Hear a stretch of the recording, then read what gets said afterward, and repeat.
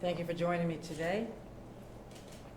And to all members of the media who are present, please make sure that our ASL interpreter is visible in your shots for the duration of this press conference. I want to begin my remarks by thanking the members of the Independent Commission for their dedicated, deliberate, thorough, and transparent work over these past many months. In the aftermath of the horrific attack on our friends, family, and fellow citizens, when darkness descended on the city of Lewiston, on our state, and when the depth of our grief seemed infinite, Attorney General Fry and I entrusted the members of the Independent Commission with a solemn duty to put to use their extensive legal, investigative, and mental health experience and expertise, their impartiality and their integrity, and their unflagging determination to establish to the greatest extent possible the unvarnished facts of what happened on October 25th, 2023, and the circumstances that led up to and followed that tragic event. On behalf of the nearly 1.4 million people of the great state of Maine, I thank the 7 members of the Independent Commission, as well as its staff, for maintaining the objective pursuit of truth as your guiding star. I also thank them for treating the many people who came before the Commission under difficult circumstances, most notably the victims, treating them with compassion and respect that they deserved. And I thank those who spoke before the Commission, especially the survivors and family members of victims, who summoned remarkable strength and amid unspeakable grief to share crucial information. Thank you as well. The Independent Commission, after spending hundreds of hours of their time without compensation to listen to voluntary and compelled testimony, to review thousands of documents and meticulously uncover and assemble the available facts, they have fulfilled the duty we entrusted to them. Over these past several weeks, I've closely reviewed the findings of the Independent Commission, their final report, using the days since its release to carefully read and reread the conclusions contained in its 215 pages. In reading the report, I brought to bear my nearly 50 years of experience as well, including that as a private attorney for 16 years, as a former assistant attorney general who prosecuted major crimes, as the district attorney for Franklin, Oxford, and Androscoggin counties, including, of course, the city of Lewiston, as the attorney general of the state of Maine, and now as governor. So I stand before you today to say that I have full faith and confidence in the facts as determined by the Commission, and I agree with the conclusions that the Commission has reached. This report, though, was disturbing and painful to read. In the months preceding the shooting, the family of the perpetrator repeatedly raised concerns about his declining mental health to multiple authorities. Despite those warnings, those authorities, chiefly the Saginaw County Sheriff's Office and the U.S. Army Reserve, missed many opportunities to intervene, to reduce the risk that the perpetrator posed to the people of Maine, and very possibly to have changed the course of events. On a number of occasions, the Saginaw Sheriff's Office and members of the U.S. Army Reserves disregarded the facts, failed to follow established procedures, and demonstrated a callous neglect that contributed to the tragedy of October 25th. I do not say this lightly, because I know every day in communities across Maine, dedicated law enforcement officers patrol our roads, safeguard our cities and towns and our natural resources, always ready for that one urgent call to protect life and security of our citizens and to uphold the law.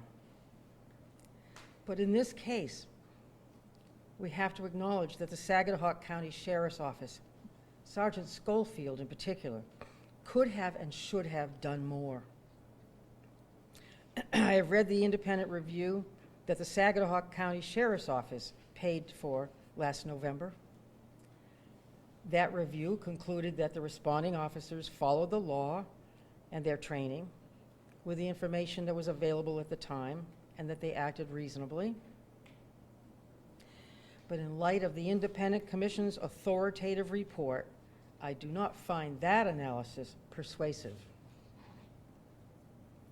As the Independent Commission's report makes clear, the Saginaw County Sheriff's Office was well aware of the declining mental health of the perpetrator and was warned that he could pose a danger to himself or others. The office could have, but did not seek an involuntary commitment order. They could have, but did not invoke Maine's extreme risk protection order law, despite having probable cause that the perpetrator was mentally ill, that he posed a likelihood of serious harm, and that he possessed, controlled, or may have acquired a dangerous weapon. They could have, but did not, consult their own new mental health liaison to help secure the perpetrator's cooperation. Instead, that deputy attempted to pass off the responsibility for securing that man's weapons to his family. He canceled the File 6 warning about this armed and dangerous perpetrator, and he closed the case. We have to acknowledge as well that the U.S. Army Reserve, Captain Reamer in particular, should have but did not follow through on a plan to talk to the perpetrator. The Army Reserve should have but did not return multiple phone calls from the perpetrator's sister, who was trying to convey her deep concerns and seek help. They should have but did not follow up on the recommendations of the psychiatric nurse practitioner after the perpetrator's mental health commitment, despite leading the practitioner to believe that they would do so. They should have, but did not share all the important information that they had about the perpetrator with the Saginaw County Sheriff's Office, which might have better informed the Sheriff's Office decision-making. They should have, but did not take other steps as outlined in the Army Reserve procedures that could have removed this perpetrator's weapons. Instead, at multiple critical junctures, members of the U.S. Army Reserve ignored, downplayed, and failed to share information with other law enforcement or take action that could have changed the course of events. At its core, this tragedy was caused by a colossal failure of human judgment by several people on several occasions, a profound negligence that, as the Commission rightly stated, was an abdication of responsibility. As I've said in the past, understanding the facts and circumstances of this tragedy is a cornerstone of healing. Another cornerstone is accountability. Well, this fall, the people of Saginaw County will have before them an opportunity to judge both Sergeant Schofield and Sheriff Mary, and I urge the people of Saginaw County to read this report and to consider it deeply as they decide who should be the next sheriff of Saginaw County. This independent commission report should inform that very important decision. When it comes to the Army Reserve, in July, they issued a report, along with an independent review of that report.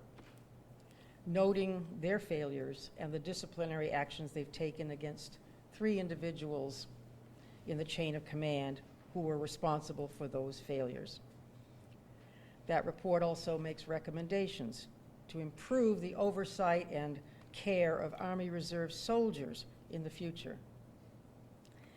So this morning, I sent a letter to the United States Secretary of Defense, Lloyd Austin, asking for an update on the status of those recommendations and urging him to ensure that they are fully implemented in as timely a way as possible.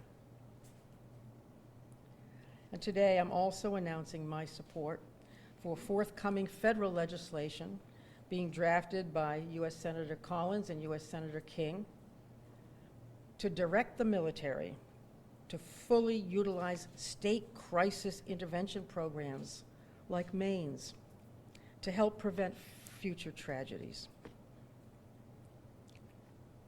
At the state level, in the many months since this tragedy, I have sat with myself and my own conscience, reflecting upon what is right for Maine in the wake of Lewiston and the tragedies of suicide and domestic violence that are all too prevalent in our society.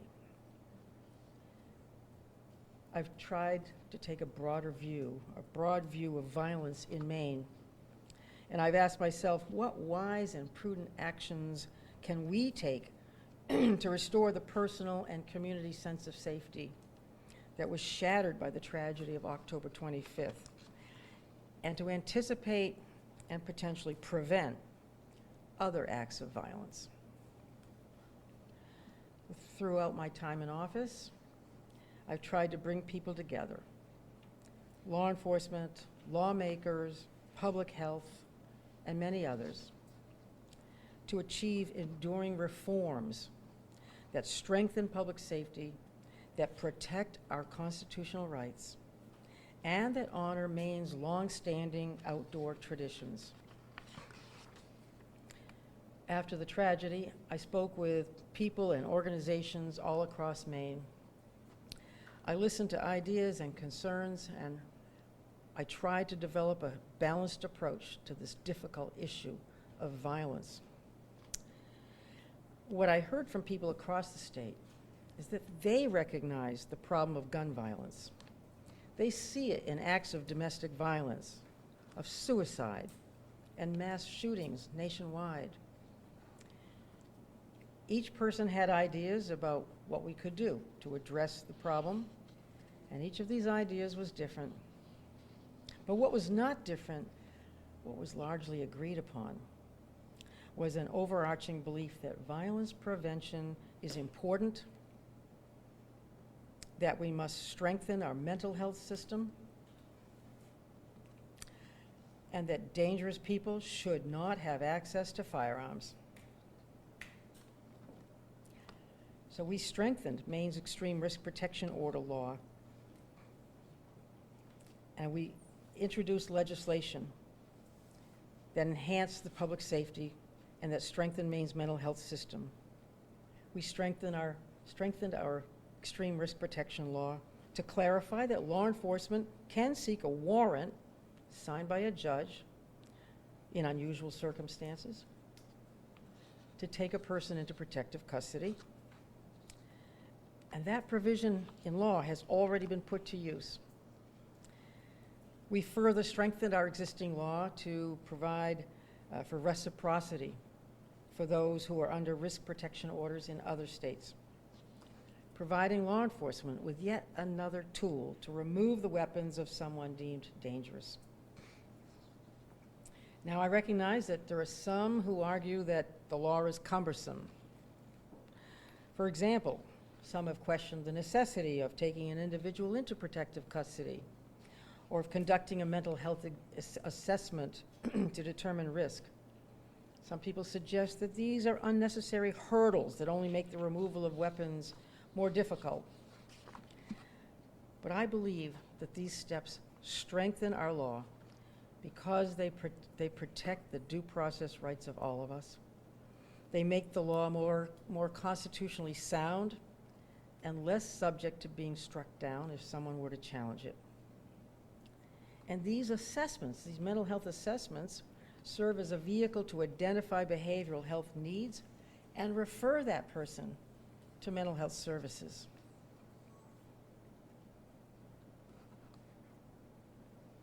It's clear that following last year's tragedy, more and more law enforcement officers across the state are taking our extreme risk protection law seriously. They've taken state-provided training on its use, and they're using it now on a daily basis to remove firearms from those who should not have them. There's no better testament to that than the fact that it has been used 330 times in the past 318 days since October 25th. 330 times. In other words, the law has been used more than once a day on average since the shooting in Lewiston, in courts all over the state, about 15 times more than had been used in the preceding 3 years that it had been in effect. Maine's extreme risk protection order law works. In addition to strengthening the extreme risk protection order law, we also extended the National Instant Criminal Background Check System, or NICS, to advertised private sales of firearms. And we provided incentives for background checks in those cases and situations where people are selling to someone they don't know, private sales. And we're establishing an Office of Violence Prevention at the Maine Center for Disease Control and Prevention to coordinate and promote efforts to reduce violence. We're creating more crisis receiving centers, including in Lewiston, that build on the success of the one we created in Portland, allowing any person experiencing a mental health crisis or substance abuse crisis to get immediate, appropriate, and no-cost care. We're strengthening mobile crisis teams that will be dispatched to a person in crisis through 988, Maine's 24/7 hotline, crisis lifeline. All those things we've done in recent months. You know, I recognize that on the one hand, these actions are too little to those who believe that more is needed. And on the other hand, they're too much to those who believe that the opposite, that more is needed and less is needed. But violence is not a simple problem, nor is the remedy a single, simple measure. And these actions represent progress. They do not trample on anybody's rights. They are practical, common sense measures that are not extreme or unusual. They are not a cookie cutter version of some other state's laws. They are Maine-made, and they are true to our culture and our long-standing traditions while meeting today's needs. I also want to take a moment today to acknowledge all of the first responders and emergency personnel who played a role in responding to this tragedy. Whether you were a dispatcher, a police officer, fire or EMS personnel, hospital staff, victim advocate, ASL interpreter, or other personnel, I'm very deeply grateful for your efforts. That night, all of you were confronted with an emergency like the likes of which you've never faced before, with 2 active shooting sites and dozens of people killed and injured, numerous reports of other active shooting sites, and a simultaneous statewide manhunt, following up on thousands of leads and tips. All of you, along with the Maine State Police, met this challenge with courage and compassion, providing emergency medical support to survivors, gathering and preserving evidence for possible prosecution, locating the body of the perpetrator, protecting and informing the public, and coordinating hundreds of officers, more than a dozen tactical teams, and several federal agencies all at the same time. So on behalf of all Maine people, I thank our state police officers, especially Commissioner Sawchuk, Colonel Ross, as well as Chief St. Pierre of Lewiston and Chief McGee of Lisbon, and all of the first responders who came out that night. They answered the call of duty. While we wish that the perpetrator had been located sooner, I think the Commission is correct to recognize that the collective work of law enforcement personnel prevented further loss of life, both among police personnel and the people of Maine, the general public. In addition to the leadership of the Maine State Police coordinating all of these officers, I want to commend the Maine State Police transparency throughout the commission process. They made thousands of pages of documents available to the commission and to the public. They fully cooperated with the commission. And throughout the process, the state police have been forthright in their acknowledgement that if there are opportunities for improvement, they want to pursue them. To that end, the commission report encouraged a full after-action review of the Department of Public Safety's response with an independent review. This morning, the Department of Public Safety released that after-action report and announced that the report will undergo an independent review by outside experts with law enforcement experience. I applaud that move. The after-action review report also outlined a series of primary recommendations to improve communication and coordination during any future police responses. Those recommendations include providing additional training to Maine State Police officers and personnel on active shooter, crime scene, and incident command system protocols.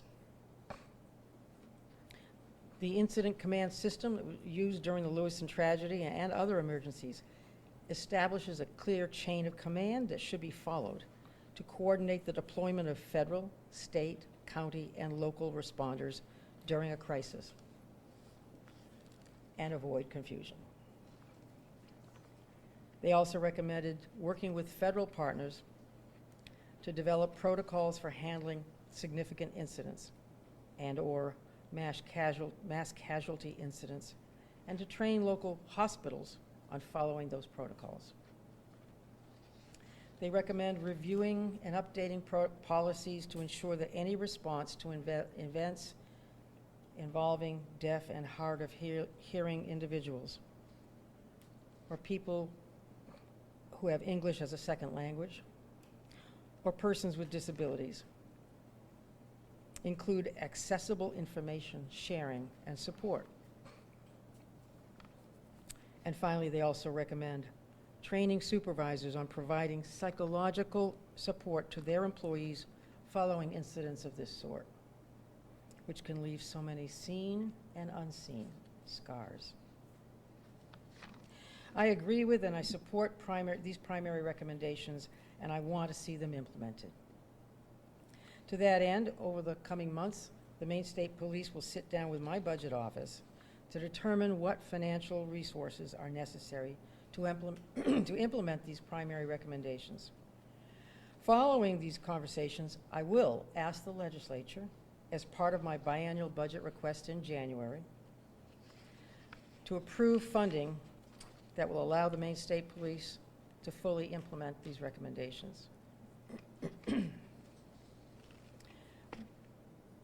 While we fervently hope that law enforcement officers never again have to answer an urgent call like that of October 25th, we want to make sure if that call comes again, they are ready and that they have learned from the challenges they experienced that terrible night and the hours and days that followed. Lastly, as I've said before, a cornerstone of our ability to heal as a people and as a state is knowing the truth about what happened on October 25th and the circumstances that surrounded that tragic day. The Independent Commission has delivered those facts, and with this report, we take another step forward on that long road to healing. I think it's important to acknowledge we're all at different points, different stages of healing. Our state, the people of Lewiston, the families, everyone impacted. Some may still feel frustrated and angry. Some may feel scared. Some may feel grief and sadness or frozen in time, watching the world move on while they live on and missing the people they loved. A feeling that this last year passed both in the blink of an eye and a lifetime. I know I feel all those things at times myself, and I want people to know that those feelings are okay. I have found that the best antidote, if you will, to the anger, grief, and fear is love. It is love, compassion, understanding, and support. It is community, and that is the state of Maine. We have lost 18 people, family, friends, neighbors, loved ones. Many more were injured, both physically and emotionally. In a small, close-knit community like Lewiston, and in a small, close-knit state like Maine, most everyone knew somebody who was directly impacted by this tragedy. But what is special about Maine, and what I've always loved about our state, is that in the darkest of times, in the depths of our most difficult challenges, we're there for one another. Whatever you're feeling, however long you feel it, know that you're not alone. So let us all do our part to protect each other, to listen when someone asks for help, and to speak up when something doesn't feel right, to offer our grace to those who are still grieving, and our love to the people of Lewiston. We will always remember and pay tribute to the victims, the survivors, and their loved ones, and we'll always remember how we came together as one people and as one state to support one another. Thank you. Happy to take a few questions. Governor, I'm wondering if you just address the commission's... Hold on one second. I'm sorry. I wonder if you could just address the commission's report and what seems to be perhaps a deliberate move on its part not to address any of the systems, an analysis of the herbal law that we have here in this state. And given the people that are on that commission, prosecutors, judges, mental health experts, is there a missed opportunity to assess those systems by having that commission disband without any sort of analysis? Thank you for that. Look, commission, 7 of them with a total something over 220 years in the aggregate of experience in the criminal justice system, psychiatry, psychology, forensics, courtroom procedures. They brought to bear that experience and background in a determination of the facts surrounding October 25th. They were not asked, and they did not offer policy recommendations or a deep analysis of systems, as you call it. They made observations about how certain things failed, I think, and that's an important thing. They were not asked to make policy recommendations because they did not want to, nor did I want them to get involved in the politics of policy making across the board. I guess that's the simple answer. We know from their report our extreme risk protection order law was in effect and could have been used. They were quite clear that Deputy Schofield, for instance, had probable cause to believe that this individual had a mental health issue and was dangerous and had access to firearms. Governor, Yes. you mentioned that you want the people in Saginaw County, the voters there, to review the report carefully and make a decision this November based on that. What are voters supposed to do if both of the candidates were involved in the events leading up to the tragedy? I'm not a voter of Saginaw County, but I think that the facts contained in this report could lead to judgments about the actions or inactions of certain deputies, including Deputy Schofield, for instance. And the sheriff, Sheriff Marion? The sheriff isn't mentioned in the report, it's his department. They have to make a decision about who the chief law enforcement officer of that county should be. Governor Mills. Yes, I'm sorry, you had your hand. Yes, sorry. Is the commission's work completely finished, or will they be involved in any other work moving forward? The commission has finished its mission, its mandate, according to the executive order. They spent 9 months, something like 16 public hearings, and digesting thousands of pages of documents, talking to so many witnesses, and they've submitted their report. The work that they were assigned to do is complete.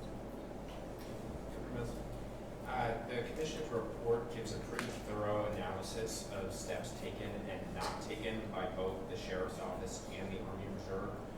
It gives much less information about the shooter's medical care in the hospital in New York and any follow-up care that did or didn't happen after that point. Are you worried that when that part of the story is not fleshed out, we're potentially missing problems, holes in the system, or mistakes individuals made that could have had an impact here? Thanks. I think take this commission report in tandem with the Army's report and the OIG report on the Army's report, and the discussions and legislation being drafted by our 2 U.S. senators, that you see an emphasis on more information sharing between the military and local law enforcement, and using, the recommendation is for the Army and military to use any available resources at the state level, including an extreme risk protection order, SAFE Act in New York, and the red flag law that was in New York, and in effect in New York. So I think those recommendations in tandem address that. Maine obviously has a yellow flag law that's been discussed quite a bit since the shooting. Would you support a red flag law as proposed or supported by Speaker Richard Talbot Ross? That bill did not get a hearing. What we did do is we took a number of significant steps, made a number of significant changes, and I think we made a lot of progress in protecting the public safety and protecting people's constitutional rights. There are a variety of versions of so-called red flag laws across the country, but I think that right now, these laws, most of which just took effect, sorry, I'm rushing. Most of which just took effect a couple of weeks ago, need to be fully implemented, and that's my goal, and that's my priority right now. Are there more bills that you'd like to see in your final 2 years in office in terms of trying to prevent another case like this beyond the Maine State Police recommendations that you brought up? Beyond those, well, I want to make sure that our mental health system is robustly funded and that the recommendations we already have are implemented. Mobile crisis teams and the so-called living room places of respite for people encountering mental health crises are important. It takes a while to get those up and running. Those are things that I'd like to see happen. We're learning that the Maine State Police report was actually completed a while ago. Should it have been released sooner? The report I'm referring to was just issued this morning, the after-incident And report. we're aware that it was completed a while ago. Should it have been released sooner than that? It was completed and issued this morning, so I guess that's the answer. Governor, you spoke about the improvement to the yellow flag law this year Mhm. and expanded background checks for private sales. And you also talked about Maine's culture and traditions, obviously revolving around gun ownership, hunting, and so forth. Can you explain why you didn't sign the 72-hour waiting period law that went into effect? And can you also explain why something like other states have done after mass shootings, an assault weapons ban, which some people say would have been the only thing to stop Robert Card, is just off the table in the state of Maine? What you just said was not part of the Commission's report, but, look, there are numerous proposals around the country and in the Congress of the United States. I'm not going to opine on any particular one. I think, I really think we have a very effective law in place right now. Very effective, extreme risk protection order. I don't know any other state where this kind of law, anything similar to it, has been implemented on a daily basis in a small state of fewer than 1.4 million people. Law enforcement across this state are taking this very seriously, and we are protecting public safety and community safety. That's going on right now. I guess I'm not going to offer an opinion on any other law that's not in front of me, any other proposal that's not in front of me, frankly. There'll be a lot of discussion, I'm sure, but right now, I just want to fully implement what we have in place, including the changes that just took effect a couple of weeks ago. Governor, do you still have questions about what happened, not even in your capacity as a governor, but just observing this? So, I mean, what happened in New York as well, what happened with the military? And then, as a follow-up too to what Al was asking about, are you saying that Sheriff Mary is the better candidate, given you only mentioned Sergeant Schofield today and how he was identified in the report? I'm simply asking the voters of Saginaw County to do their due diligence, read the report. There's abundant information in there about the sheriff's office. But And Schofield is the only one you mentioned. he's the one mentioned in the report. You think there should be a write-in candidate or a campaign for some write-in candidate? Someone else? Another choice? I'm not sure that would even be legally appropriate at this juncture, but no, I'm not going to offer that opinion. Look, the voters have the ultimate responsibility to act with integrity and to hold public officials accountable.